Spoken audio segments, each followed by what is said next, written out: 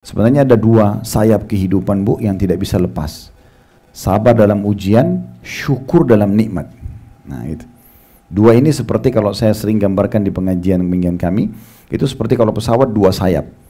Yang kanan, syukur kalau ada nikmat, yang kiri, sabar kalau ada ujian. Nggak bisa seimbang kalau ibu cuma pilih salah satunya. Misal ibu lagi ada nikmat, bersyukur, lagi kenyang, lagi tidak haus, lagi ada pekerjaan, ada pendapatan, alhamdulillah. Begitu dia uji sedikit sakit, keluh kesah. Satu kampung tak kalau dia flu misalnya, semua disampaikan masalahnya. Jadi dia kayak nggak berimbang hidupnya. Sebagaimana ada nikmat, ada ujian. Allah sudah ciptakan di muka bumi ini pasang-pasangan Bu ya. Ada lapar, ada kenyang, ada tua, ada muda, ada tua, ya, ada laki-laki, ada perempuan, ada sehat, ada sakit. Itu nggak bisa lepas itu. Harus fahamin ini sistem sunnatullah. Ada siang, ada malam. Jadi sebagaimana kita sehat sekarang, kita bisa sakit setiap saat. Nah gitu. Ya, sebagaimana kita kenyang, kita bisa lapar juga dan seterusnya. Sebagaimana kita muda, kita akan tua. Sebagaimana kita hidup, kita akan mati. Di akhirat pun ada surga dan neraka, ini berpasang-pasangan.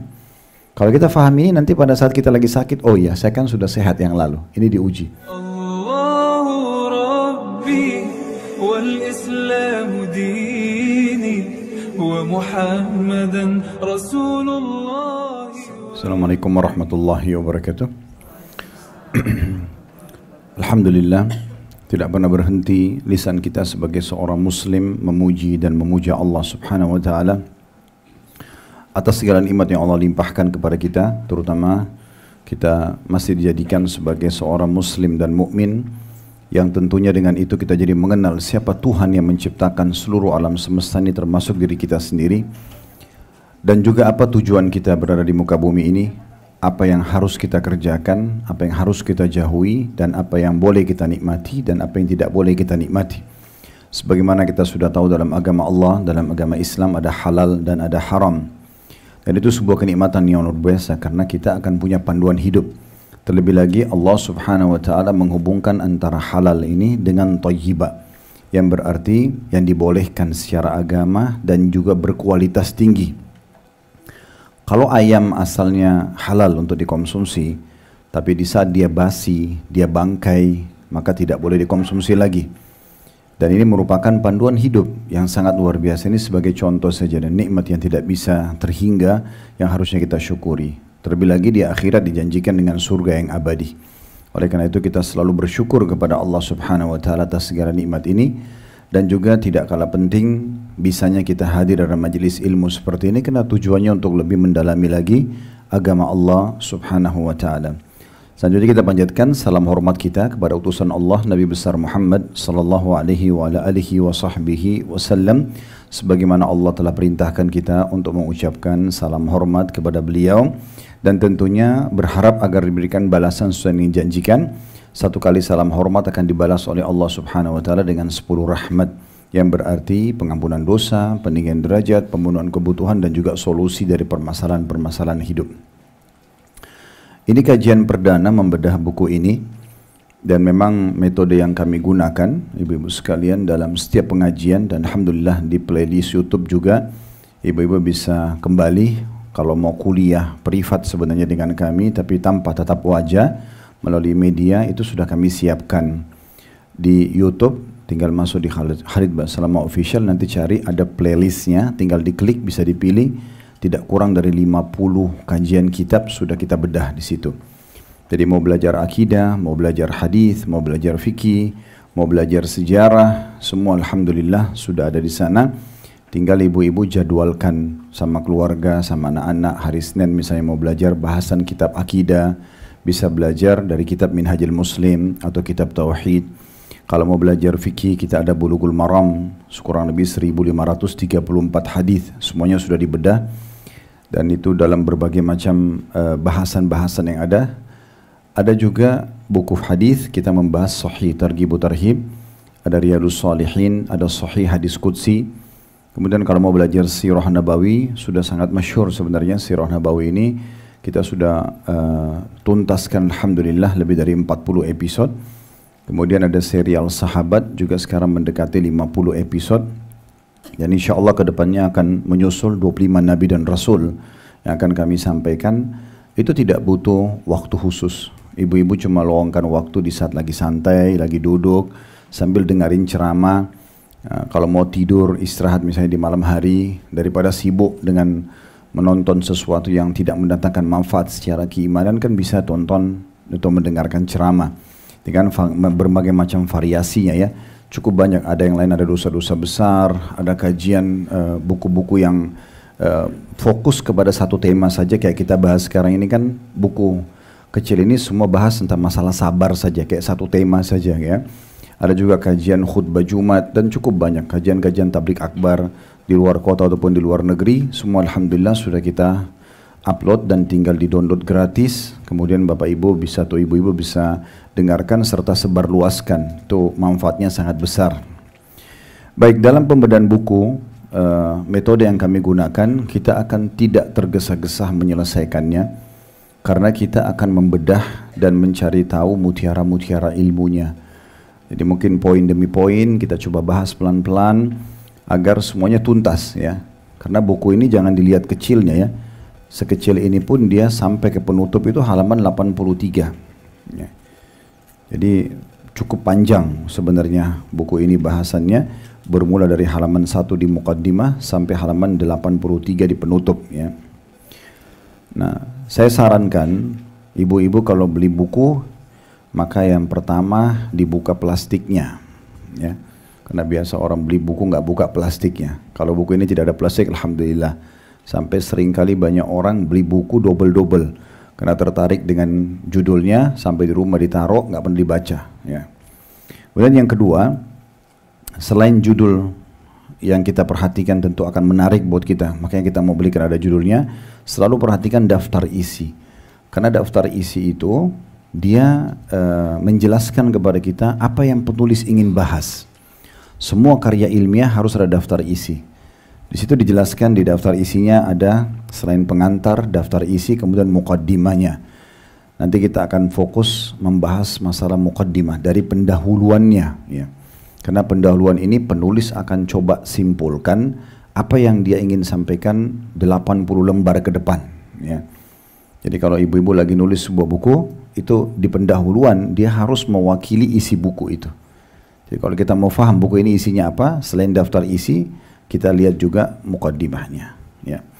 Itu dijelaskan ada 4 poin dalam muqaddimahnya: mentaati perintah Allah dan bentuk sabar yang paling sempurna, yang kedua wasiat yang agung, dan bekal yang paling pokok, kemudian hukuman berupa kerugian bagi orang yang tidak bersabar, dan pembahasan tentang sifat yang 4. Kemudian yang keempatnya, Anda tidak pernah menggapai kejayaan hingga Anda menelan kesabaran. Lalu mulailah masuk ke lembaran-lembaran yang beliau ingin bahas, menjadi inti bahasanya ada lembaran pertama sampai lembaran ke-8. Garis besarnya, lembaran pertama nanti definisi sabar dan pembagiannya. Kemudian lembaran keduanya sabar dalam Al-Quran Al-Karim, apa saja ayat-ayat yang menjelaskan tentang kesabaran dan memotivasi kita. Yang ketiga, sabar di dalam sunnah nabawiyah, dari hadis-hadis Nabi, ada hadis 1-10 nanti akan dibahas insyaAllah. Lembaran keempat, perkara-perkara agung tentang sabar. Lembaran kelima, contoh figur orang-orang sabar. Ini juga kisah orang-orang sebelum kita, bagaimana mereka melalui kehidupan mereka dengan sabar. Lembaran keenamnya, faktor-faktor yang merusak sabar. Ini saya masih baca daftar isinya ya. Diikutin gak ini? Oh iya. Baik. Lembaran ketujuh, sebab-sebab yang dapat membantu untuk tetap teguh bersabar. Dan yang ke-8, di antara buah-buah kesabaran, lalu penutup. Nah, kalau ibu baru beli buku, tidak kita bedah seperti ini supaya mau dihabiskan. Siapa di sini pernah beli buku baca sampai habis? Ada? Masya Allah. Kalau ada bagus banget. Biasanya orang baca 2-3 lembar, 2-3 bab selesai ya. Disimpan nggak dibaca. Nah, gimana caranya supaya kita, kalau seperti sekarang kan memang kita bedah nih, setiap pertemuan kita bahas sampai selesai, maka itu namanya bedah buku ya. Tapi kalau ibu-ibu lagi sendirian, caranya kayak tadi, daftar isi dilihat. Mana kira-kira dari judul ini yang paling menggelitik kita, mulai baca dari situ. Jadi kalau baca sendiri nggak usah dari lembaran pertama. Misalnya, oh lembaran ke-5 lebih menarik buat saya, contoh figur orang-orang sabar misalnya. Nah, kita baca dari situ. Nanti itu akan mendorong kita untuk membaca semua buku. Karena kita akan tahu, oh ternyata ada korelasinya nih ya. Maka itu yang mendorong kita untuk bisa menyelesaikan buku-buku itu tentunya. Baik, sebelum jauh kita membahas, di sini buku ini terjemahan tentunya ada di 2 lembar pertama. Kalau ibu buka 2 lembar pertama dari depan itu ditulis judul asalnya dari bahasa Arab ya, Safahat Minas Sabr. Safahat Minas Sabr itu kalau kita terjemahkan secara letterlet sebenarnya lembaran-lembaran dari kesabaran. Itu yang diinginkan oleh penulis. Maksudnya dia ingin membahas poin demi poin secara detail sabar itu supaya kalau baca buku ini semuanya sudah faham dan setelah itu tinggal praktek. Nah gitu ya. Kemudian itu penulisnya ada Khalid bin Muhammad Al-Ansari hafizahullah. Terus diterjemahkan dalam edisi Indonesia supaya lebih mudah difahami, karena kalau dibilang lembaran-lembaran sabar mungkin orang tidak terlalu tertarik untuk membaca, maka boleh saja tentunya penterjemah mendatangkan judul yang penting tidak keluar dari esensinya ya. Yaitu di sini ditulis keutamaan dan buah manis sabar. Nah dengan ini berarti kita kayak orang Indonesia lebih tertarik mau baca. Nah memang seperti itulah kurang lebih ya. Jadi tidak harus letterlet. Dan ini diterbitkan oleh penerbit Darul Haq namanya. Ini salah satu penerbitan yang juga kami referensikan. Kalau ibu-ibu mau beli buku, cari Darul Haq, Pustaka Ibnu Katsir, Pustaka Ibnu Zaid ya, dan beberapa pustaka-pustaka buku yang fokus untuk menyampaikan tentang masalah hal-hal mendasar ini. Baik Bapak Ibu sekalian, kita coba masuk dulu ke sebelum mukaddimah. Ada kata pengantar yang disampaikan oleh penulis. Di lembaran pertama pengantar itu setelah memuji Allah, ya, membaca 3 ayat yang paling mendasar tentang pentingnya orang bertakwa kepada Allah Subhanahu wa Ta'ala, yang dijelaskan di dalam surah Al-Imran 102. Ya ayyuhalladzina amanu taqullaha haqqa tuqatih wa la tamutunna illa wa antum muslimun. Bisa dilihat ya di lembaran pengantar ya. Ayat pertama itu saya tidak bacakan paragraf pertama, tapi saya langsung masuk ke ayat pertama. Wahai orang-orang beriman, bertakwalah kepada Allah dengan sebenar-benar takwa kepadanya. Maksudnya tunduklah kepada Allah dengan sebenar-benar tunduk. Kerjakan perintah, tinggalkan larangan, kemudian nikmati yang halal, jauhi yang haram. Nah itu ringkasnya masalah takwa. Nabi Muhammad SAW di setiap momen pentingnya, ibu-ibu sekalian, pasti beliau mengingatkan 3 ayat ini. Yang pertama Al-Imran 102 tadi, bertakwalah kepada Allah sebenar-benar takwa, dan juga dikatakan jangan sekali-kali kalian meninggal dunia kecuali dalam keadaan Islam. Ya, jadi apapun pelanggaran yang terjadi, segera kembali kepada Allah dan jangan sampai tinggalkan agama yang mulia ini. Ya. Karena ada satu tiket VIP yang bisa menyelamatkan seseorang di akhirat nanti, yaitu Islamnya. Walaupun dia pelaku dosa, misalnya dia masuk neraka dulu, toh nanti dia akan masuk ke dalam surga ya setelah dosanya bersih, selama dia tidak membatalkan keislamannya. Selanjutnya An-Nisa ayat 1, ya ayyuhan nasu taqu rabbakumul ladzi khalaqakum min nafsin wahidah wa khalaqa minha zawjaha wa batha minhuma rijalan katsiran wa nisaa'a wattaqullaha alladzi tasaaluna bihi wal arham innallaha kana 'alaikum raqiba. Hai sekalian manusia, bertakwalah kepada Tuhan kalian atau Allah yang telah menciptakan kalian dari diri yang satu, maksudnya Nabi Adam alaihissalam, dan darinya Allah menciptakan istrinya Hawa alaihissalam, dan dari keduanya lah Allah memperkembangbiakkan laki-laki dan perempuan yang banyak. Ini ayat ini menolak rasisme ya. Kalau Islam mengajarkan nggak ada ini orang Arab, ini orang Melayu, ini orang bule, ini orang hitam, dan tidak ada. Semuanya sama-sama dari Adam. Tolok ukurnya orang itu beriman dan bertakwa sama Allah nggak? Gitu kan? Bilal itu orang berkulit hitam, mantan budak di masa jahiliyah, begitu masuk Islam dimuliakan oleh Nabi SAW, dinikahkan dengan seorang wanita Quraisy, diangkat menjadi muazzin Nabi. Bahkan di beberapa peperangan beliau menjadi panglima perang sampai di masa Umar radhiyallahu anhu. Ini pesannya di situ. Lalu dikatakan dan ini juga ada pesan pernikahan bertujuan untuk memiliki keturunan ya. Jadi muslimah harus faham. Jadi kita bukan seperti orang-orang non muslim yang sudah saya 1 anak saja ya, atau saya 2 anak saja. Selama Allah masih kasih kesempatan ibu melahirkan, itu amal jariah yang paling besar. Kata Nabi SAW, 7 hal yang akan paling banyak membawa pahala yang besar setelah meninggal. Dari 7 hal ini, selain tanah wakaf, sumur, segala macam, nomor 1-nya anak. Nomor satunya anak yang soleh dan soleha. Karena semua apa yang dia kerjakan akan kita panen pahalanya. Saya sekarang duduk sini ngajar Bapak Ibu sekalian, orang tua saya panen pahalanya, walaupun mereka sudah meninggal. Bahkan semuanya, cara jalan, cara berbicara, apa saja kan dari kecil kita ajar anak kita itu semuanya. Ya, jalan, ngomong, pakaian, semua itu akan terus jadi pahala per detiknya. Itu pahala yang sangat besar. Jadi makanya di sini dikatakan memang Allah ciptakan untuk memperbanyak keturunan. Ya, semua isu-isu negatif tentang orang nanti kalau melahirkan banyak akan ada penyakit, akan ada begini. Coba teliti secara ilmiah, jangan dengar begitu saja beritanya ya. Karena banyak sekali yang terbantahkan secara ilmiah. Itu ada bahasan sendiri, tapi saya masih datangkan pesan dulu dari ayat ini. Ini Nabi selalu ulangi, setiap ada momentum, ada pernikahan, ada khutbah Jumat, ada apa saja, Nabi pasti ulangi ayat-ayat ini kepada umatnya. Lalu diulangi lagi, dan bertakwalah kepada Allah, yang dengan mempergunakan namanya kalian saling meminta satu sama yang lain, berdoa, dan peliharalah hubungan silaturahim. Semua yang punya hubungan kerabat, jaga hubungan baik dengan mereka, terutama dari orang tua, kemudian baru kerabat-kerabat secara umum. Sesungguhnya Allah senantiasa menjaga dan mengawasi kalian. Ayat yang ketiganya Al-Ahzab 70-71 yang bunyinya, ya ayyuhalladzina amanu taqullaha wa qulu qawlan sadida yuslih lakum a'malakum wa yaghfir lakum dhunubakum wa man yuti'illaha wa rasulahu faqad faza fawzan 'azima. Wahai orang-orang beriman, bertakwalah kepada Allah ya, dan katakanlah perkataan yang benar, jujur dalam setiap lini kehidupan kita, walaupun pahit, ucapin yang benar, selesai. Nggak ada konsep bohong dalam Islam ya. Lakukan, iya saya lakukan, maaf, selesai, kita perbaikin dan clear masalah di saat itu ya.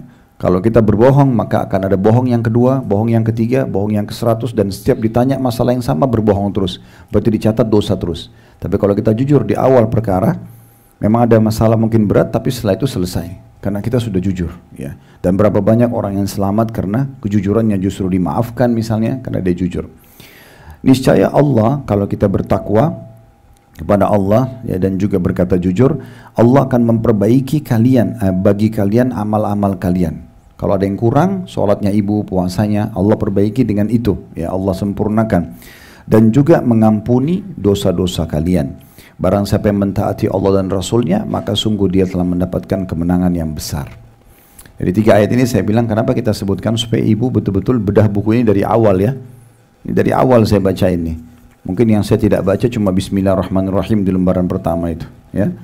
Jadi kita bahas semua ini, sama judul juga sudah kita sebutkan, penerbitnya sudah kita sebutkan, judul asli bahasa Arab yang sudah kita sebutkan, pengantar. Sekarang kita dengarkan pengantarnya penulis. Amma ba'd itu maksudnya selanjutnya ya. Sesungguhnya sabar adalah salah satu kedudukan di antara kedudukan ubudiyah. Ibu tahu apa itu ubudiyah? Ibadah ya. Salah satu kedudukan ibadah, berarti pendekatan diri. Ubudiyah artinya ibadah. Kalau ibu bawa pulpen, ibu kasih garis bawah, tulis ibadah gitu biar faham ya. Di antara kedudukan ubudiyah kepada Allah dalam pandangan Ahlus Sunnah wal Jamaah ya. Itu tadi masalah keterangan ayat-ayat 3 tadi, ada footnote. Ibu kalau lihat di sebelahnya Al-Ahzab 70-71 ada angka 1 kecil nggak? Lihat ya. Nah di bawahnya itu ada keterangan. Ini adalah khutbah hajat, tanda kutip. Maksudnya ini yang selalu Rasulullah SAW sampaikan kepada para sahabat. Kemudian tadi perkataan Ahlus Sunnah wal Jamaah ada keterangan juga di bawah ya. Mereka yang berpegang pada Al-Quran dan Sunnah sesuai dengan pemahaman sahabat. Lalu selanjutnya, dan ia adalah kendaraan seorang mukmin. Ibu pahami dulu, berarti ibu kalau sabar, ibu ibadah. Nah itu dulu. Itu pesannya ya, itu di pengantar awalnya. Menulis ingin sampaikan, ibu kalau sabar, ibu dapat pahala. Kita itu ibadah. Jadi jangan bilang, oh sabar saya ada batasnya, saya tidak mau bersabar, berarti nggak mau ibadah. Nanti kita jelaskan lebih dalam ya, kenapa dia ibadah. Tadi kan sudah dijelaskan ada lembaran tentang ayat-ayat Al-Quran, ada hadis-hadis Nabi SAW, ada kisah orang-orang saleh. Ya. Jangankan kita, ibu-ibu sekalian, para nabi pun diuji. Dan ujian itu akan datang.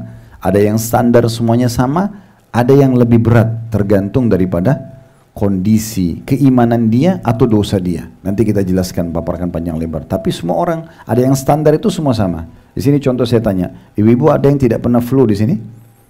Ada yang tidak pernah demam, sakit gigi, keseleo, ditipu orang, digunjing orang, difitnah. Pernah nggak punya masalah sama orang sama sekali? Ada standar, itu ujian namanya. Itu butuh kesabaran. Ada yang nanti levelnya tergantung imannya atau tergantung dosanya. Kalau tergantung imannya, misal kita lagi nggak ada apa-apa, kita lagi bagus-bagus saja, bagus hidup kita, pokoknya kita jaga hubungan baik sama orang, tapi ada saja orang yang tidak suka sama kita. Kita tidak ada masalah sama orang itu, bahkan kita tidak kenal. Nabi Muhammad SAW itu karena keimanannya sangat tinggi sampai Allah uji. Ada orang-orang munafik yang tidak suka. Setiap Nabi bentuk pasukan atau ambil satu keputusan, pasti mereka bilang, apa Muhammad ini? Masa di perang, waktu pergi perang Tabuk, Nabi SAW suruh sahabat semua berperang, itu 2 hari lagi mau panen kurma, dan itu pendapatan utamanya masyarakat Madinah. Tapi Nabi terima perintah dari Allah harus berperang di saat itu. Keluarlah semua orang-orang mukmin, sekitar orang lebih 30.000 orang, yang orang munafik gak mau keluar. Mereka bukan tidak mau ikut perang, mereka bilang, Muhammad apa ini ngajak-ngajak kita perang di musim panas? Kenapa nggak tunggu aja musim dingin atau teredah panas baru kita pergi? Maka Allah tegur mereka mengatakan, Qul naru jahannam asyaddu harra. Katakan, hai Muhammad, panasnya neraka itu lebih daripada panasnya udara ini. Tapi ada orang yang tidak suka sama beliau. Para Nabi nggak buat masalah, ya. Di Mekah itu Bu, setiap hari Nabi SAW kalau keluar dari rumahnya, di depan pintu rumah, kayak kita rumah gini, depan pintunya pas ditaruh sampah semua oleh tetangga-tetangganya, Abu Jahal, Abu Lahab, Umayyah bin Khalaf, taruh sampah, bukan ditaruh biasa, memang sengaja diserakan supaya tidak bisa lewat kecuali harus ngangkat sampah itu. Diuji. Nabi SAW orang imannya luar biasa, siapa yang bisa mencapai tingkat iman Nabi gitu kan? Tapi Nabi pungutin sambil mengatakan, beginikah kalian bermuamalah dengan tetangga? Selesai. Habis itu Nabi anggap itu sebuah ujian dari Allah, ibadah akan dapat pahala, clear. Jadi bukan malah berantem, bukan malah balas keburukan dengan keburukan, tidak. Nah itu panduannya. Ya, ini dasar sekali ya bahasannya, ini masih awal nih. Ya, jadi harus introspeksi diri dulu kalau dia adalah ibadah. Kemudian yang kedua yang bisa diambil dari penyampaian sini adalah dikatakan ia adalah kendaraan mukmin dalam kehidupan ini. Itu kayak kendaraan ibu mau kemana-mana, bawa kesabaran itu bersama. Ya. Sebenarnya ada 2 sayap kehidupan Bu yang tidak bisa lepas. Sabar dalam ujian, syukur dalam nikmat. Nah itu. 2 ini seperti kalau saya sering gambarkan di pengajian kami, itu seperti kalau pesawat 2 sayap. Yang kanan, syukur kalau ada nikmat, yang kiri, sabar kalau ada ujian. Nggak bisa seimbang kalau ibu cuma pilih salah satunya. Misal ibu lagi ada nikmat, bersyukur, lagi kenyang, lagi tidak haus, lagi ada pekerjaan, ada pendapatan, alhamdulillah. Begitu dia uji sedikit sakit, keluh kesah. Satu kampung tak kalau dia flu misalnya, semua disampaikan masalahnya. Jadi dia kayak nggak berimbang hidupnya. Sebagaimana ada nikmat, ada ujian. Allah sudah ciptakan di muka bumi ini pasang-pasangan Bu ya. Ada lapar, ada kenyang, ada tua, ada muda, ada tua, ya, ada laki-laki, ada perempuan, ada sehat, ada sakit. Itu nggak bisa lepas itu. Harus fahamin ini sistem sunnatullah. Ada siang, ada malam.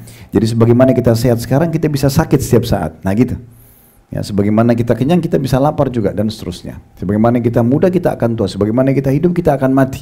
Di akhirat pun ada surga dan neraka, ini berpasang-pasangan. Kalau kita fahami ini, nanti pada saat kita lagi sakit, oh iya, saya kan sudah sehat yang lalu. Ini diuji. Cuma luasnya rahmat Allah Bu, Allah datangkan ujian lebih sedikit daripada nikmat. Contoh misalnya, ibu lapar tiap hari ya, kita kan lapar ya, itu kan ujian ya, benar nggak? Ini dukungan saya cuma 2-3 orang ini, nah, berarti nggak pada lapar Mas. Habis makan tadi ya? Oh pantas. Contohnya kurang pas rupanya. Tapi oke, kita kan lapar ya. Sekarang anggap kita lapar, begitu kita rasa lapar, hitungan menit itu. Pasti kan kita langsung cari makanan ya. Terus kita makan, anggaplah kita lapar misalnya setengah jam. Kita makan, anggap setengah jam juga. Tapi kenyangnya berapa lama?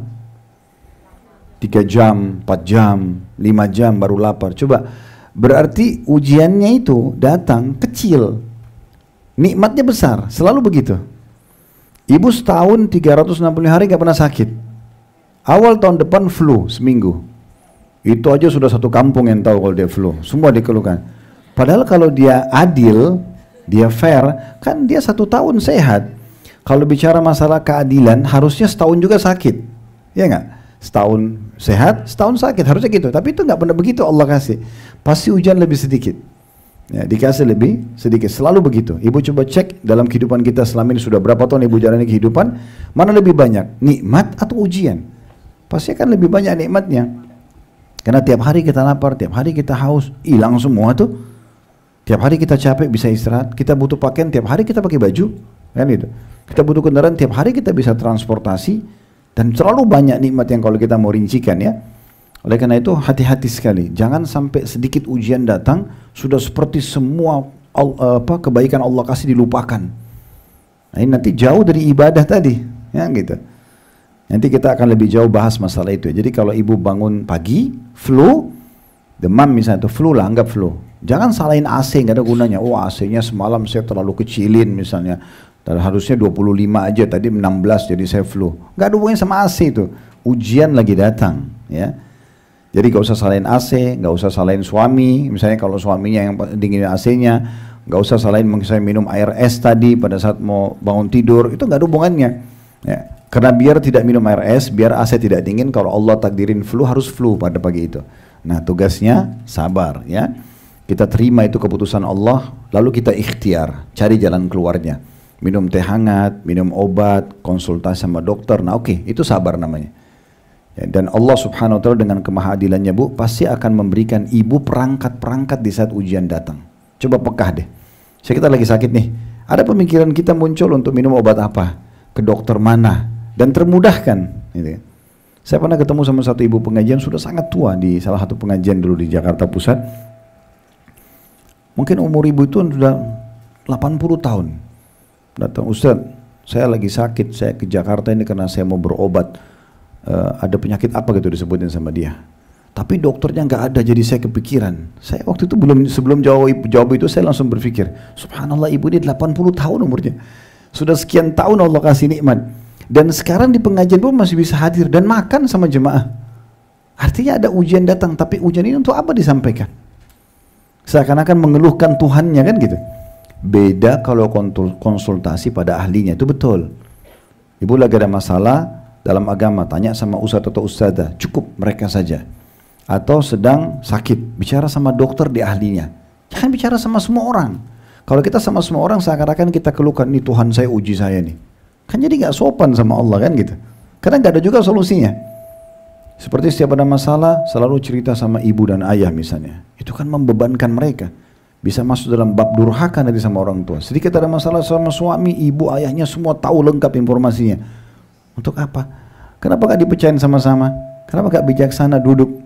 Cari ahlinya, kembalikan kepada agama Islam. Ini yang benar atau salah, ini harus Islam yang menilai. Baru kita jadi muslim yang benar. Siapa yang benar, minta maaf. Siapa yang salah, memaafkan. Buka lembaran baru. Clear, selesai. Yang lalu-lalu semua tutup. Ya, terutama waya-waya bertengkar sama suami, hapus saja bu. Ya, kalau sudah saling minta maaf, hapus, jangan disimpan. 1 tahun lagi duduk minum teh sama suami enak-enak, kamu pernah buat ini, kapan suaminya bilang ini buktinya? Masih disimpan. Jadi dia lahirkan konflik sendiri. Sudah dong, udah minta maaf, selesai, clear, buka aja lembaran baru. Siapa manusia yang nggak buat salah? Kan gitu contohnya ya. Nah itu yang harus diperhatikan. Jadi ini kendaraan hidup kita. Ibu pergi ke satu toko mau beli pakaian, nggak ada, biasa aja. Ya udah cari baju lain. Ini 2 hari kepikiran. Toko itu dicerita terus. Toko itu saya datang, habis bajunya. Tanya pegawainya kapan datang lagi barangnya. Kenapa habis? Siapa pembeli terakhirnya? Panjang ceritanya. Ini terutama ibu-ibu ya. Karena selalu dominan perasaan. Datang ke restoran janjian sama suami. Pas mau masuk restoran, ternyata restorannya tutup. Biasanya kalau laki-laki itu, kami laki-laki ini dominan akal. Akal itu masalah solusi ya. Jadi kalau pasti restoran tutup nih, pasti akan berpikir suaminya, udah kita cari restoran lain aja. Perempuan kadang-kadang enggak turun dulu tanya ketuk, kenapa bu tutup? Apa masalahnya? Dan seterusnya. Nah itu contohnya. Padahal udahlah, sabar aja. Misalnya kalau enggak dapat ya sudah cari yang lain kan biasa aja. Baju ini enggak dapat beli baju lain, makan ini enggak dapat yang lain, kan gitu. Karena umumnya di muka bumi ini semuanya kemasan. Kemasan saja. Nih orang makan di daun pisang sama orang makan di piring emas. Bedanya apa? Kemasannya. Tujuannya? Makan. Kan sama aja. Jadi kalau nggak dapat makanan kesukaan ini, cari makanan yang lain, biasa aja. Baju, kemasan, kan gitu. Nggak dapat baju yang ini, cari baju yang lain, masih banyak solusinya kan gitu. Nah seperti itu. Jadi ini kendaraan hidup Bu ya. Ini pesan yang beliau sampaikan nih. Dan harus difahami, sabar adalah kendaraan seorang mukmin dalam kehidupan ini. Yang dengannya dia dapat melewati berbagai urusan yang sulit. Makin ibu sabar, ya udahlah nggak bisa ini ya sudah, nggak bisa makan sana ya udah, dapat baju ini ya sudah, mudahin aja. Maka makin mudah dia melalui kehidupan. Dan dengannya ia dapat membangun kejayaan atau nama harum pribadinya. Orang kalau tidak banyak konfliknya, tidak banyak keluh kesahnya, itu harum namanya. Ya, orang muslim itu Bu, harus menjadi orang yang tidak diketahui masalahnya. Ibu jalan, biarkan orang nilai ibu ini orang yang paling sempurna. Iya, nggak pernah keluh kesah, nggak pernah ngomong sama orang. Ngobrol biasa aja, apa kabar sana. Jadi nggak usah kita, oh kamu mau dengar nggak ceritaku? Wow, mulailah curhat tuh, 3 jam, 4 jam cerita sama orang. Kalau di depan kita ini orang yang kita cintai, misalnya orang tua kita nih ya, kita tambah beban buat mereka kepikiran masalah kita. Dan banyak anak-anak gitu sudah berumah tangga, ribut sama suaminya, sama istrinya, sampaikan orang tua. Begitu baikan nggak disampaikan, orang tua kepikiran terus tuh. Kan masuk dalam bab durhaka itu. Tiba-tiba orang tuanya dengar, oh sudah safar sama-sama, padahal tadinya sudah mau cerai ini ceritanya, kan gitu. Ini kan beban. Tapi kalau yang kita ceritakan di depan kita itu musuh, orang yang ibu baru kenal, biasa baru di pengajian begini, mau dengerin nggak curhatan saya langsung, minta nomor telepon langsung cerita, buruk suaminya, buruk pembantunya, buruk kendaraannya. Ini satu waktu bisa jadi musuh, karena kan kita baru kenal. Dan ibu kalau temukan ada orang baru kenalan sudah ceritakan keburukan, terutama tetangga bantalnya, suaminya, jangan berteman dengan dia. Satu waktu ibu pasti akan digosipin juga sama dia. Ya, jadi orang mukmin itu tidak begitu. Ngobrolnya itu konsultasi hanya sama ahlinya. Curhat, Ustaz saya mau curhat kan masalahnya bebannya berat. Wudu, sholat, curhat sama Sang Pencipta Allah. Karena kalau kita ada nikmat, yang ciptakan kita Allah, yang ciptakan nikmat Allah, yang bisa menambahnya hanya Allah. Nggak usah minta sama manusia. Kalau kita lagi ada masalah, yang ciptakan kita Allah, yang ciptakan masalah itu Allah, yang bisa kasih jalan keluar hanya Allah. Kayak gitu. Makanya para nabi-nabi, para orang-orang saleh, nanti kita dengar kisah-kisahnya ke depan, luar biasa mereka. Masalah apapun langsung kembali kepada Allah. Para salafus saleh itu, Bapak Ibu sekalian, kalau sendalnya putus, langsung angkat tangan ke langit, ya Allah sendal saya putus gantikan. Minta sendal sama Allah. Ya, mereka mau makan, tidak ada makanan, ya Allah berikan saya makanan. Nanti baru kemudian ikhtiar. Jadi selalu sama Tuhannya dia minta. Masalahnya kita kadang-kadang Bu, karena belum faham masalah ini, kita mau minta sama Allah, nanti kalau sudah mentok sama manusia, udah 30 dokter datangi gak sembuh-sembuh, baru sholat malam, baru umroh, baru minta sama Allah. Kita diajarkan dalam Islam Bu, berdoa dulu baru aktivitas. Berdoa sebelum makan, berdoa sebelum tidur, berdoa sebelum keluar rumah, berdoa sebelumnya. Libatkan Allah dulu, baru gitu loh. Kan gitu. Baru kita libatkan manusia. Kalau ibu jadikan Allah nomor 1, Allah datangkan nanti orang-orang yang bantu ibu. Allah punya cara. Coba deh sebelum ke dokter, ya Allah engkau telah uji aku dengan penyakit. Antara ibu sama Allah saja. Ya Allah engkau telah jadikan ujian ini datang pada hamba, memudahkan hambamu sembuh. Mudahkan dokter yang terbaik, resep terbaik. Nanti Allah kasih panduan tuh, dokternya cocok bener. Kan gitu. Tapi kalau kita tinggalkan Allah, kita pergi dokter ini, sibuk ngobrol sama dia, nanti nggak mentok. Akhirnya Allah juga buat dia kembali kepada Allah juga. Hanya ketemu sama satu orang, kenapa kau nggak sholat tahajud, kenapa kau nggak sedekah aja? Dari awal itu harusnya mulai dengan itu, yang lain semua jadi mudah. Ini resep sederhana ini, tapi jarang orang mau berpikir ke sana. Jadi sebenarnya jarangnya kita berkeluh kesah pada manusia itu menjaga nama harum kita.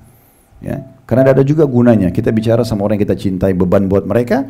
Kita bicara dengan orang yang tidak mencintai kita, baru kenal, ini masih bisa jadi musuh.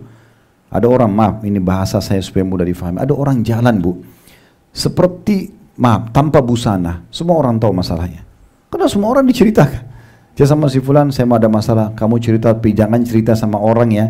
Tapi semua orang digituin, jangan cerita sama orang, jangan sama orang, dia sendiri yang sebarin. Jadi ibu kalau tersebar berita tentang ibu nggak usah khawatir, nggak usah cari-cari siapa penyebabnya, ibu yang cerita mulainya. Kalau kita nggak cerita masa orang tahu kan gitu. Nah, coba sih yang terbaik, coba wudu, duduk di mukena, sujud, tuangkan, nangis sama Allah. Ya Allah, Engkau telah menguji hambamu ini, mudahkan hambamu bersabar, berikan pahala, jadikan penyebab pembersihan dosa, berikan solusinya, gitu-gitu ya. Karena nggak mungkin ibu-ibu sekalian kita lewat di muka bumi tanpa cobaan, itu nggak mungkin, menghayal itu ya. Karena itu sunnatullah. Baik, di sini beliau mengangkat perkataan syair ya. Wa bisabri yubna kullu majdin wa yurtaqa. Wa bisabri yu'na kullu sa'bin minal amr. Terjemahannya, dengan kesabaran setiap kejayaan dapat dibangun dan didaki. Orang sabar mengejar prestasinya, mengejar target-targetnya, mengejar tujuan dia ya. Semua itu dengan dia sabar, dia tetap gigih melaluinya walaupun ada ujian-ujian, dia akan sampai ke itu. Dan dengan sabar pula, setiap perkara yang sulit dapat ditundukkan. Tadi dengan cara mudahkan, ya. Gak dapat ya sudah. Oh bukan rezeki saya. Udah cari yang lain aja, gitu aja. Mudahin aja, kan gitu. Ada sebuah hadis ibu bisa jadikan pegangan menarik bu ya. Kata Nabi SAW, Allah tidak akan mewafatkan satu jiwa sampai semua rezekinya akan disempurnakan. Kalau rezeki yang di rumah ini misalnya, sahibul bait tuan rumah sekarang Masya Allah siapin makan dan minum. Ini sudah dicatat di Lauhul Mahfuz sebelum ibu diciptakan. Rezeki satu suap makan dan satu teguk air ini sudah Allah catat. Ibu pasti datang sini, ibu pasti makan itu. Gak akan pindah ke mulutnya orang lain, gak akan. Gak ada namanya rezeki kita diambil orang lain, itu gak ada. Makanya Hasan Basri berkata jadi ini hadis luar biasa. Tidak akan diwafatkan satu jiwa sampai semua rezekinya disempurnakan. Seteguk air kalau sudah takdirnya ibu pasti minum dulu baru ibu mati, nggak bisa tidak. Ada seorang syekh di Saudi menceritakan kisah nyata. Ada orang jalan dekat sumur bu. Orang umum, orang ini bukan orang soleh bukan apa, cuma dia jadikan bahan cerita tentang masalah takdir Allah berhubungan dengan masalah kematian dan rezeki pasti sampai kepadanya sebelum mati. Dia jalan, dia pegang pinggiran sumur itu terus jatuh ke dalam. Begitu dia jatuh, dia teriak-teriak minta tolong. Ada orang lewat bantu dikeluarin. Bisa ditanya, kenapa kamu? Dia ceritalah sama dia, tadi saya cuma pegang, saya jatuh. Oh, seperti manusia bisa kalau ditanya kenapa terjadi, dia cerita. Habis itu orang-orang kesian kasih dia sebotol air, dia minum. Habis minum air meninggal. Subhanallah, dia harus minum dulu air itu baru mati. Padahal tadi kan dia bisa mati itu jadi di sumur ya, tapi tidak mati subhanallah. Sampai terakhir rezekinya sampai padanya. Kalau sudah tahu ini, ibu sekalian, tidak usah kita berpikir, oh ini proyek saya diambil, oh ini jodoh saya harusnya tapi dinikahi sama dia. Nggak ada hubungannya, Allah sudah tentukan. Tidak jadi berarti Allah memang tidak mau. Cari yang lain, selesai. Kan gitu, sudah selesai. Nggak jadi nikah sama ini, nikah sama yang lain. Nggak jadi makan sini, makan yang tidak baju ini, mudahin aja. Nah orang kalau mudahin dia dapat nanti solusi yang sangat mudah dari sesuatu kesulitan dia lalui. Kadang-kadang yang jadi buat sulit ini kenapa? Kitanya besar-besarin masalah. Tadi cuma flu aja, sudah satu kampung yang tahu. Macam-macam, semua orang diteleponin sama dia. Untuk apa? Nikmat aja prosesnya. Makin ibu nikmatin prosesnya, makin ibu terima takdir, makin besar pahalanya. Kata Nabi SAW, Inna idhamal ajri ma'idhamal bala. Sesungguhnya besarnya kadar balasan pahala sesuai dengan besarnya kadar kesabaran. Nah termasuk yang mengikis pahala itu keluh kesah. Semua orang disampaikan masalahnya. Ini kalau ada yang bertanya, lalu bagaimana Ustaz kalau sama suami misalnya? Kalau ibu berpikir suami itu memang dia adalah solusi, maksudnya dia bekas sesuatu, mungkin dia ahlinya, atau memang kita ada masalah berhubungan dengan masalah suami. Kayak misalnya mau bantu keluarga, kita memang butuh tambahan nafkah, ya udah ada masalah. Karena dia memang orang yang tepat. Mirip kita kalau sama dokter tadi misalnya kalau sakit, atau ustadz kalau masalah agama, itu nggak ada masalah. Tapi jangan semua orang, jangan semua orang. Selanjutnya dikatakan, karena itu alangkah butuhnya seorang hamba mukmin kepada kesabaran, terutama di zaman ini di mana banyak terjadi fitnah dan tipu daya. Orang yang bersabar padanya dengan berpegang teguh pada agamanya adalah bagaikan orang yang menggenggam bara api. Sebagaimana disebutkan dalam sebuah hadis Abu Tha'labah Al-Khurshani radhiyallahu anhu bahwasanya Nabi SAW bersabda, "Inna min waraikum ayyamas sabr." As-sabru fihinna kaqabdi 'alal jamr walil 'amili fihinna ajru 50 rajulan ya'maluna mithla 'amalikum. Qalu ya Rasulullah ajru 50 minna aw minhum? Qala bal ajru 50 minkum. Sebelum saya baca terjemahan dulu, ini maknanya dalam sekali paragraf ini ya. Jadi ibu kalau baca ada penyampaian tentang sebuah petua, wasiat, coba diulang-ulangi dulu apa yang saya bisa ambil dari pesan itu supaya jangan berlalu begitu saja, sayang gitu ya. Di sini bahasanya luar biasa. Beliau mengatakan alangkah butuhnya, itu di halaman sebelumnya tadi ya, alangkah butuhnya seorang hamba mukmin kepada kesabaran, terutama di zaman ini di mana banyak terjadi fitnah dan tipu daya. Makin canggih teknologi, kita kan makin mudah ditipu ya. Orang bisa melalui WA, melalui media sudah bisa nipu orang. Ya, transfer uang ternyata salah dan segala macam. Itu zaman fitnah. Begitu juga dengan ya, banyaknya hal-hal yang terjadi, fitnah-fitnah itu kayak godaan-godaan yang datang sehingga mengganggu iman seorang mukmin. Nah itu dibutuhkan kesabaran. Nanti akan kita lebih dalam bahas, tapi saya kasih sekarang bocorannya. Sabar itu dalam 3 hal Bu ya. Sabar dalam 3 hal. Yang pertama, sabar dalam mengerjakan ketaatan. Jadi untuk ibu datang majlis ilmu seperti ini, sabar duduk gitu. Memang sabar. Orang bangun sholat malam, sabar. Harus uduk dulu, harus hadap kiblat, tutup aurat, ada bacaannya, ada tata caranya, nggak boleh salah gitu kan. Rakaatnya jelas, bacanya jelas, nah baru diterima. Kalau enggak. Memang harus sabar dalam mengerjakan ibadah. Pergi haji dan umroh, keluarin uang, naik pesawat 9 jam, ya belum harus ke kemah, jumroh dan segala macam. Banyak ya.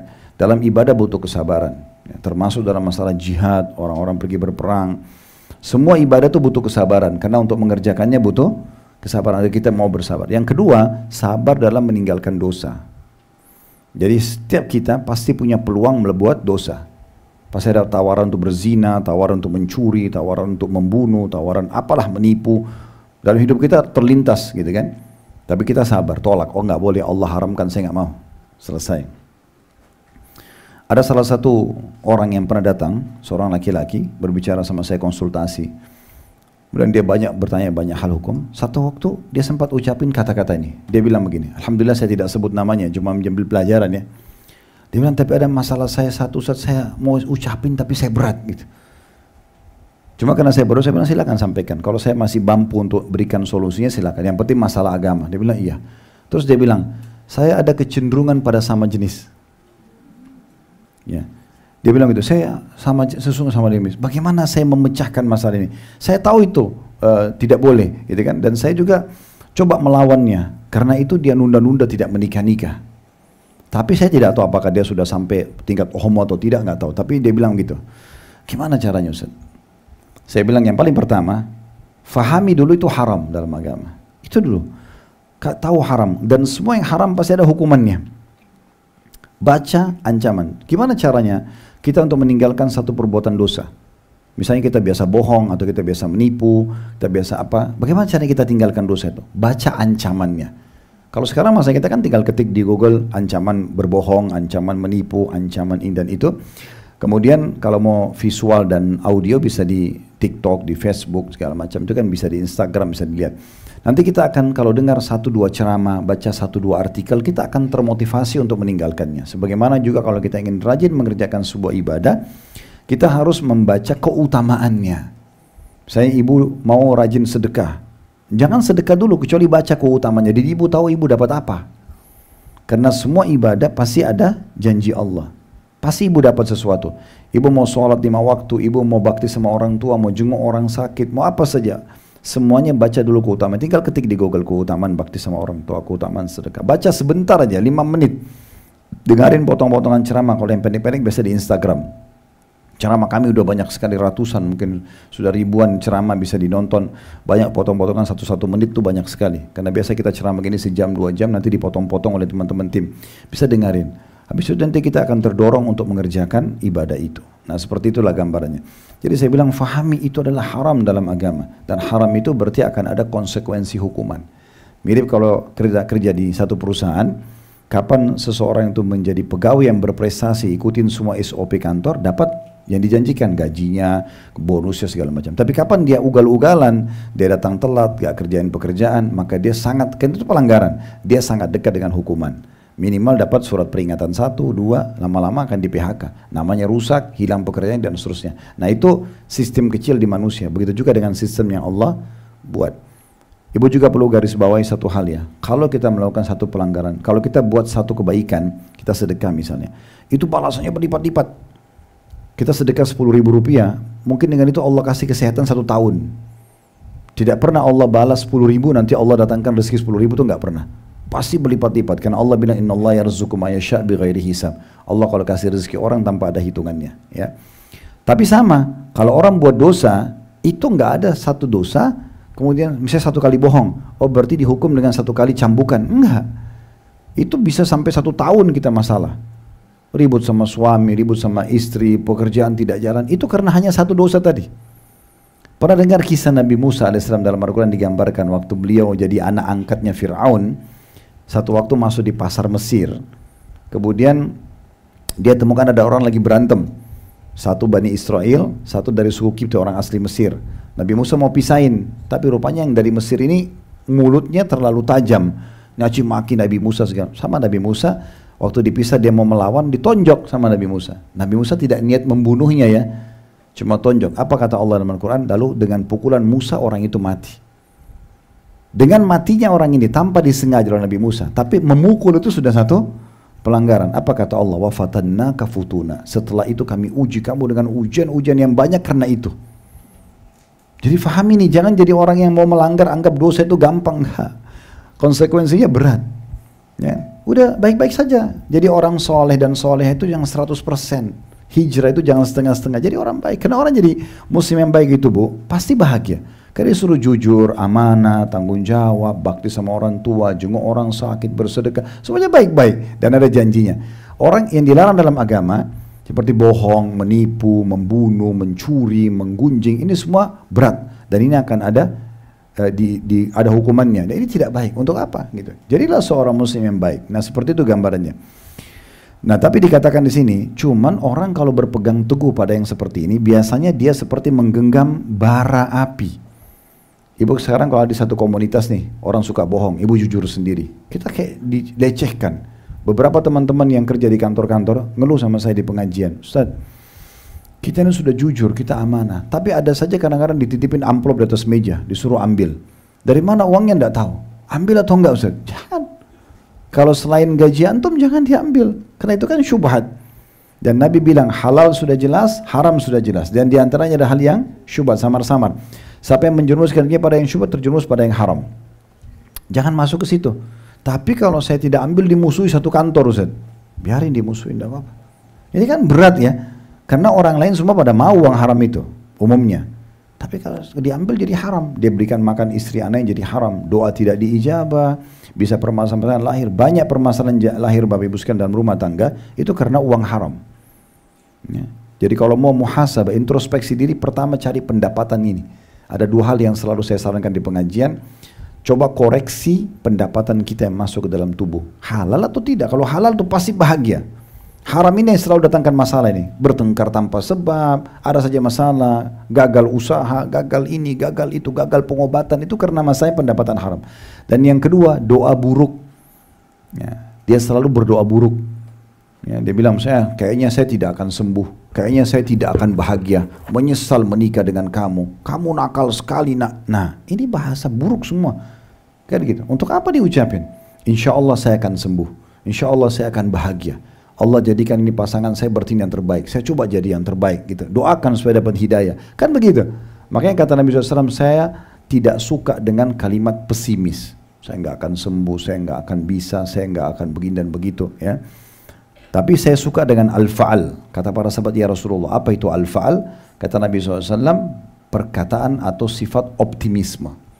Saya bisa, Allah pasti sembuhkan. Saya berdoa lagi, mungkin tinggal 2-3 kali lagi berdoa. Banyak orang bu, tinggal sekali lagi berdoa, dia berhenti. Saya kalau dia berdoa sekali lagi diterima. Jadi doa itu kalau ibu mau, ini supaya mudah difahami saja bahasa saya. Ibu lihat kalau lagi ngerasin audio, volumenya ya, itu kan ada lampunya ya, kecil, full ya. Nah kalau doa itu begitu, kalau rasionalnya itu. Mungkin baru berdoa pertama, baru garis yang 1. Mau full ya full, berdoa terus, jangan berhenti sampai Allah kasih. Selama ibu tidak minta yang haram, yakin. Ada orang mungkin tinggal 1-2 kali berdoa sudah diterima.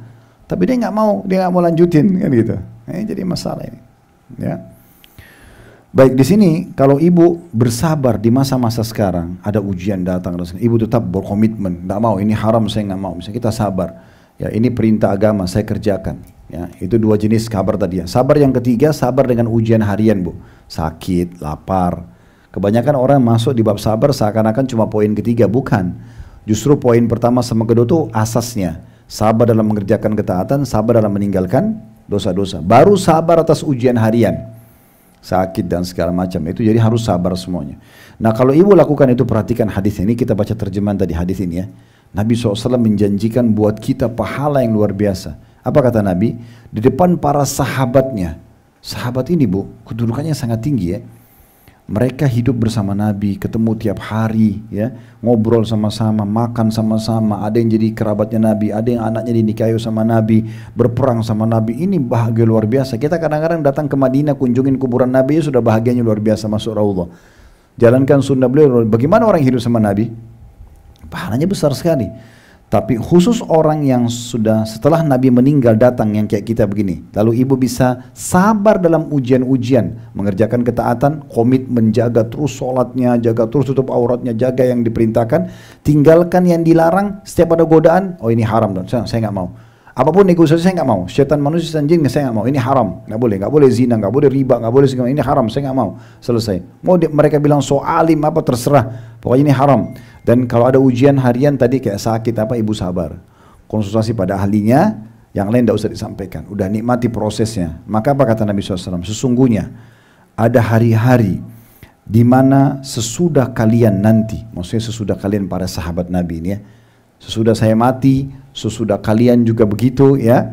Kata Nabi, di mana menghadapi masalah dengan bersabar dalam hari-hari itu bagikan menggenggam bara api. Orang yang beramal di dalam hari-hari itu tetap mau kerjakan ketaatan walaupun dalam keadaan sulit ya, cuaca panas, cuaca dingin, banyak godaan teman-teman, kerabat, tetap ibu sendiri tutup aurat, yang lain semua tidak misalnya, tetap ibu komitmen kerjakan ketaatan. Ada godaan untuk negosiasi, berbuat dosa, ibu tetap sabar, nggak mau kerjakan. Apa kata Nabi SAW? Orang yang beramal di hari-hari itu, di masa kita sekarang, mendapatkan pahala 50 orang yang beramal seperti kalian. 50 sahabat, coba bayangin. Kita buat satu amal di masa sabar, lagi ada ujian, lagi ada masalah, bukan malah curah sana sini, sujud minta sama Allah. Minta agar Allah berikan kesabaran. Yakin fa inna ma'al usri yusra. Di setiap kesulitan pasti ada kemudahan. Perhatikan Allah gunakan inna ya. Inna ini dalam bahasa Arab namanya harfut ta'kid, pemastian. Sesuatu, kepastian sudah terjadi. Allah ulangi, inna ma'al usri yusra. Pasti kata Allah setelah kesulitan ada kemudahan. Tidak mungkin, ibu kalau ada ujian nih, ibu yakin ada garis finishnya. Sebagaimana ada start ada garis finish. Tinggal sabar nggak lalu ini nih. Nikmatin nggak prosesnya. Lebih ditunggangi nggak sebagai kendaraan kehidupan dan mendekatkan diri kepada Allah. Nah seperti itu. Kalau ibu bersabar, ibu dapat pahala 50 orang sahabat Nabi. Ini luar biasa.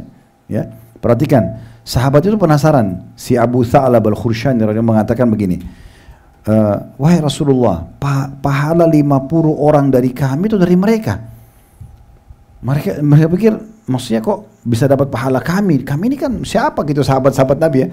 Maksudnya mungkin anda masukkan pahala 50 orang antara mereka. Kayak misalnya di sekarang ini ada orang yang sabar, berarti dapat 50 pahala orang di antara kita. Kata Nabi SAW, bukan. Bahkan pahala 50 orang dari kalian. Itu saking besarnya pahala bersabar. Makanya syaitan gak mau ibu bersabar. Digoda terus, dikobok-obok supaya jangan sabar. Minimal keluhkan, keluar mulutnya keluh kesah. Semua orang disalahin sama dia, atau penyakit disalahin, atau kejadian disalahin. Dan Nabi SAW sudah berikan kepada kita kata kuncinya, kalau terjadi sesuatu pada kalian, sudah terjadi ya, beda bu kalau belum terjadi. Kalau belum terjadi, ibu masih punya solusi untuk ikhtiar ya. Belum terjadi pertengkaran, belum terjadi bencana, belum terjadi kebangkrutan, investasi enggak ya? Nah itu kita masih punya pilihan. Tapi kalau sudah terjadi, kata Nabi SAW, dan sudah terjadi nih, sudah ditipu, sudah disakitin orang, sudah digunjing, sudah segala macam, Nabi bilang, ucapkanlah qadarallahu wa ma syaa fa'al. Allah sudah takdirkan, Allah tentukan seperti itu. Ya Allah takdirkan seperti itu. Dan jangan pernah buka pintu lau. Lau itu kalau seandainya. Karena lau membuka pintu syaitan. Membuka pintu syaitan. Itu hadis itu ada putun nomor 3 ibu sekalian, diriwayatkan oleh Tirmidzi dalam kitab tafsir beliau ya. Kemudian selanjutnya beliau mengangkat perkataan Imam Asy-Syatibi rahimahullah, beliau berkata, wa hadza zamanu sabri man laka billati qabadtin qaqabdin ala jamrin fatanju minal bala walau anna aidan sa'adat latawaqqafat sahabuha bid-dam'i diman wa huttala walakinnaha an qaswatil qalbi qahtuha faya dhai'atul a'mari tamdi sabahlala. Artinya inilah zaman untuk bersabar ya, kalau lagi ada ujian. Dan siapakah yang mengizinkanmu bersabar dengan kondisi sulit yang kesulitannya bagi menggenggam bara api sehingga engkau dapat selamat dari malapetaka. Maksudnya Allah yang perintahkan kamu untuk itu, maka jadikan sebagai ibadah. Seandainya air matanya dapat membantu, niscaya mendungnya akan mengucurkan air mata terus-menerus dan deras. Artinya kalau ibu ada masalah, ibu nangis sama manusia, itu bisa jadi solusi, nangis saja terus. Tapi itu tidak akan jadi solusi. Gitu. Tetapi ia kering karena kerasnya hati. Maka wahai orang-orang yang menyanyiakan umur dan yang terlalu tanpa arti, yang berlalu tanpa arti, ya maksudnya hati-hatilah wahai orang yang terus sibuk menghabiskan waktunya pada hal-hal yang tidak perlu. Ya. Apalagi kalau itu bukan memang masalah, tapi ada orang suka pakai hidupnya bu, itu manajemen konflik. Ya. Suka konflik. Kayaknya kalau tidak ada masalah, ada masalah. Suaminya baik-baik saja nih. Kok dia tenang-tenang aja, pasti ada masalah nih. Dia lahirkan masalah itu. Hah? Sedangkan ada masalah saja kita disuruh sabar. Ini gak ada masalah dilahirkan. Itu teman saya hilang lama gak ada beritanya. Pasti ada sesuatu yang dia rahasiakan. Misal, kenapa? Lucu gitu ya. Tidak ada masalah lahirkan masalah gitu. Ibu kalau Allah kasih waktu luang bu, lagi sehat, lagi tidak apa-apa, lagi duduk santai di rumah, tidak usah cari masalah. Jangan cari di kontak siapa teman lagi ada masalah nih. Kamu ada masalah apa, curhat aja. Kenapa? Zikir, baca Quran, dengerin ilmu, dengerin edukasi kesehatan kah, informasi. Untuk apa dengar curhatannya orang? Kalau dia cerita tentang suaminya, ibu ikut-ikutan. Memang tuh suami kamu gitu. Nah, ibu masalah sama suaminya loh. Ya. Kadang-kadang ada orang subhanallah masalah sama satu orang, dia buat masalah sama banyak orang. Ibu kalau lagi masalah sama suami, insya Allah tidak ada. Tapi kalau masalah sama pasangan misalnya, cukup sama dia saja. Jangan bawa-bawa orang tuanya. Ibu kalau masalah sama dia, berarti cuma sama dia. Kalau ibu clearkan, alhamdulillah saling memaafkan, clear, nggak dibawa di akhirat kan? Tapi orang tidak. Memang ibu ayahmu itu. Musuhnya jadi 3 sekarang. Nah, kalau cerai nggak sempat minta maaf, 3 orang musuhnya hari kiamat. Ini sudah cukup habisin pahala dia. Memang keluarga kamu itu. Nah, kalau keluarganya 300 orang, ini masalah.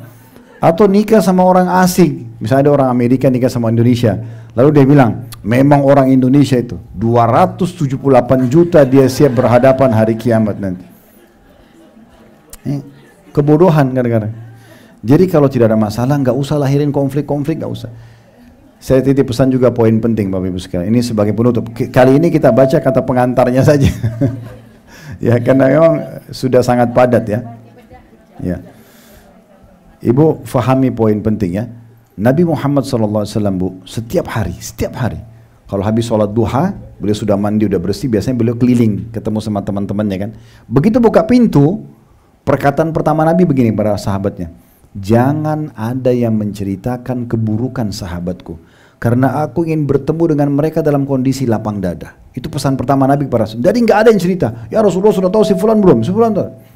Kita kadang-kadang buka WA pagi-pagi baru buka, sudah tahu belum? Sudah tahu informasi buruk tentang rumah tangganya orang, pembantunya, untuk apa? Makin kita tidak tahu makin bagus. Maaf, ini saya juga berbagi tips dalam masalah rumah tangga. Betul itu suami kita, betul itu istri kita.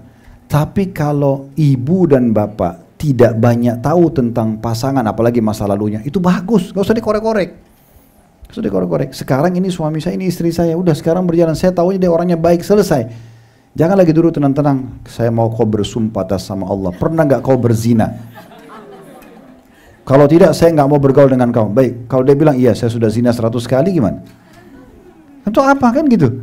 Ini sudah selesai, sudah berlalu. Sekarang sudah nikah, sudah punya anak. Karena sudah punya cucu, mau ribut masalah itu untuk apa? Kan gitu. Nggak ada gunanya kan gitu. Jadi jangan pakai manajemen konflik. Ini manajemen gagal di Amerika. Ya, saya pernah waktu S2 nulis makalah tentang itu. Saya masuk di manajemen pendidikan. Kebetulan saya yang dapat itu. Apa ini manajemen konflik gitu. Saya coba cek dari banyak referensi. Ternyata itu dibuat oleh beberapa pakar ekonomi yang ada. Itu menurut yang saya pelajari waktu itu ya. Beberapa pakar ekonomi di Amerika, mereka mau kembangin sebuah manajemen dalam perusahaan. Kemudian dia bilang, ya mereka bilang, kalau perusahaan itu jalan tidak ada konflik, yang berarti tidak sehat. Jadi dalam sistem itu mereka sengaja ajarkan agar ownernya lahirkan konflik. Kayak sengaja taruh dompet, uji jujur nggak ini pegawainya.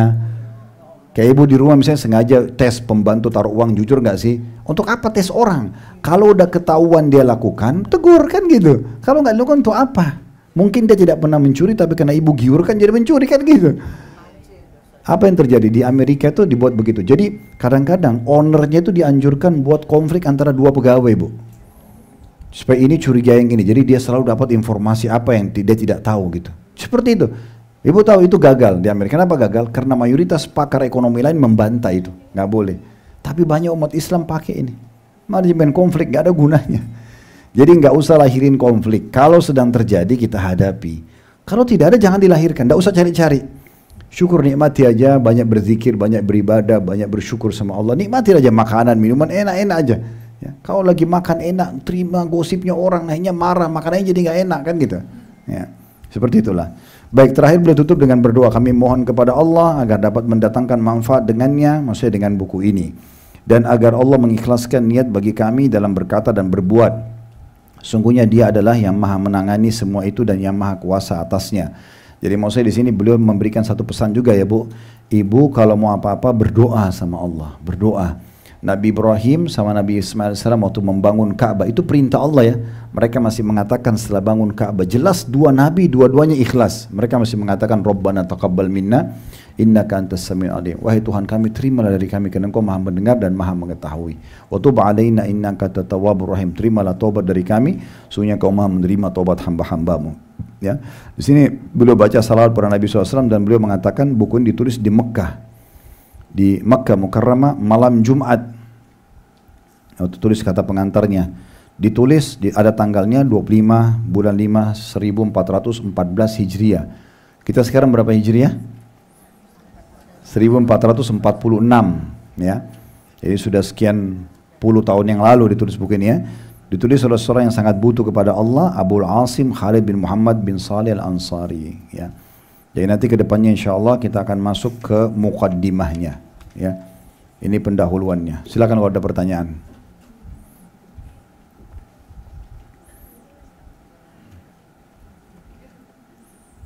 Kalau tidak ada jangan dipaksa bertanya ya. Ada?